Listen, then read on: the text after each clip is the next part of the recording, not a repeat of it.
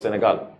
Certains joueurs maliens sont pratiquement passent au Sénégal pour après passer à l'étape supérieure, en Europe ou aux États-Unis. Donc notre basket est un peu ressemblant. Et vous voyez, ils ont la fierté, la dignité et quoi en eux. Et c'est une rivalité qui a duré depuis des années. Donc c'est comme ça, parfois on bat, parfois c'est eux qui nous battent. Mais pour ce match-là, il faut de la dignité et du patriotisme et de la fierté pour eux se monter sur la finale. Et je pense que le Sénégal pourra le faire. Je pense que le Sénégal pourra le faire. C'est possible pour les Lions du Sénégal. C'est tout à fait possible. En voyant les derniers matchs des Lions, donc c'est tout à fait possible qu'ils puissent venir à bout de cette équipe malienne. Mais comme aussi Maître Insa l'a dit, il faut beaucoup de patriotisme. Il faut vraiment y aller aussi au mental, c'est-à-dire ne pas du tout en fait se laisser déstabiliser.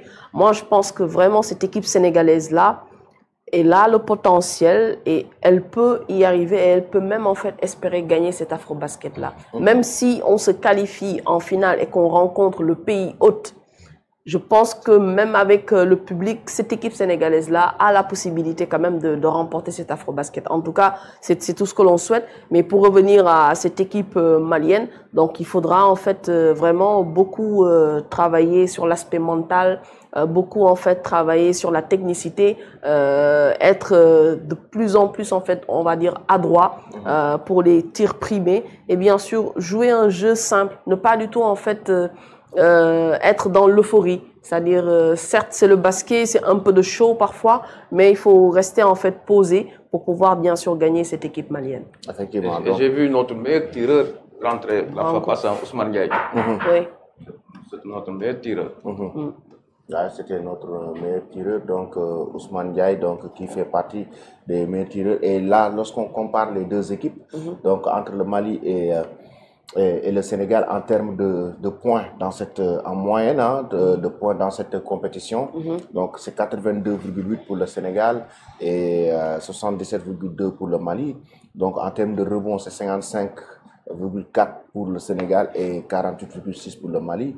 Donc en termes de 2 points, 50,9 pour le Sénégal et 43 pour le Mali.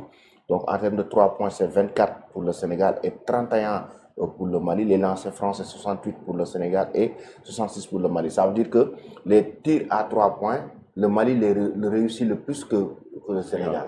Donc, parce qu'en fait, ils ont des joueurs qui sont très adroits par rapport aux tirs primés.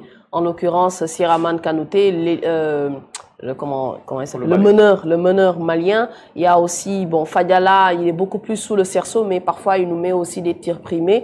Il en est de même aussi pour Aïdara.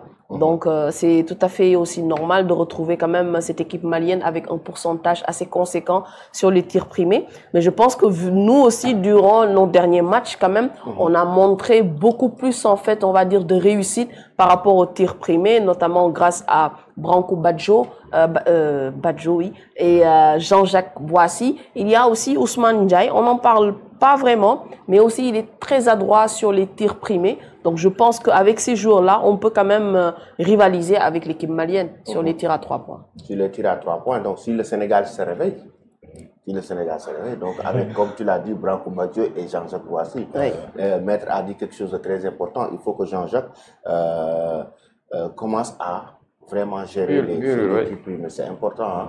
Donc les tirs primés, il faut qu'il ne va pas sur le spectacle, mais qu'il le gère bien avec notamment de très bons tirs à 3 points. C'est très important. Oui. Il faut vraiment en fait, on va dire, travailler cet aspect-là. Mais je pense qu'il y a quand même une nette amélioration. Quand on voit le premier match du Sénégal face à l'Ouganda, le second face à l'Égypte, il y a quand même une comment je peux dire, une amélioration sur cet aspect-là, parce que le Sénégal en fait est devenu beaucoup plus adroit. Les joueurs sénégalais en tout cas sont devenus beaucoup plus adroits sur les tirs à 3 points. Et comme je viens de le dire, il y a le capitaine aussi Branco qui nous aide, il y a Jean-Jacques Boissy, il y a aussi pas Moustapha Diop, faut pas aussi l'oublier que lui aussi il n'hésite pas à shooter sur les tirs à 3 points. Donc, c'est une nette amélioration. Maintenant, il faut rester sur la constance. Il faut, en fait, chercher vraiment la constance et espérons, bien sûr, que cette équipe sénégalaise-là va gagner quand même l'équipe malienne, Inch'Allah. On espère bien, parce que le Sénégal, quand même, sera très attendu dans ces demi-finales donc, de l'Afro-Basket. Donc, et surtout, que le match a un enjeu énorme. Le Mali, que tu avais battu en match de poule, va essayer de prendre sa revanche dans cette rencontre. Le Mali sera revanchard, comme tu viens de le dire. Mais en tout cas, si Branco Badio et Jean-Jacques Boissy, rien que ces 2 heures-là, s'ils sont dans leur meilleur jour, le Sénégal peut battre le Mali. Ça, je n'en disconviens même pas. Branco Badio est en train de réussir un excellent tournoi et s'il reste sur cette dynamique, c'est sûr qu'il sera le MVP du tournoi. On l'espère en tout cas. En tout cas, normalement, il doit faire partie, je touche du bois pour lui, dans le 5 majeur du tournoi, franchement. Parce que vu ce qu'il a montré durant tout le début en fait de ce tournoi-là, il a vraiment contribué non seulement à la qualification pour les quarts de finale, mais surtout aussi il a contribué à la qualification pour les demi-finales. Donc je pense que il doit faire partie du 5 majeur et espérons aussi qu'il soit MVP parce que pour moi s'il est MVP ça veut dire que le Sénégal a gagné l'Afro-Basket, Inch'Allah. C'est possible aussi. Et à ce stade-là, en demi-finale, tout le monde croit à la médaille d'or.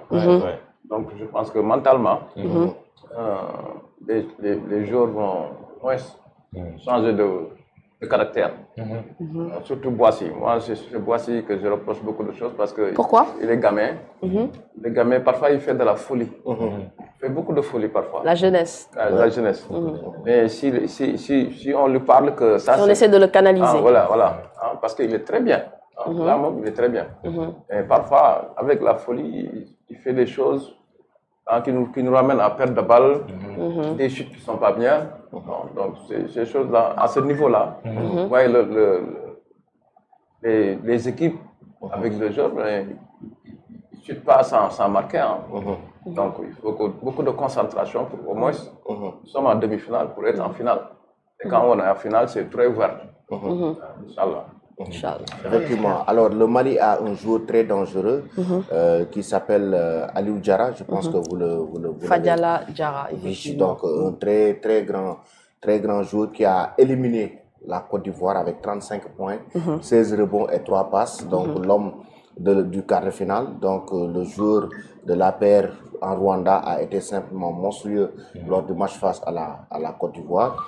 Donc, il est devenu le 3e jour au classement des scores en un seul match dans l'histoire de l'Afro-Basket. C'est-à-dire, après son match face à la Côte d'Ivoire, il est devenu 3e au classement des meilleurs scoreurs de cette compétition qui est l'Afro-Basket, avec 13 et 15 depuis cette rencontre. Donc, face au Sénégal, il va aussi sortir le grand jeu. Bah oui, déjà, en fait, c'est un joueur qui fait partie des joueurs qui participent à la balle. Donc, on a vu quand même ses performances. Donc, c'est un joueur aussi très physique, très athlétique. Non seulement il est physique et athlétique, mais aussi techniquement, il est très bien. Et on a vu quand même qu'il a fait, on va dire, de belles entrées lorsque le Sénégal jouait contre le Mali.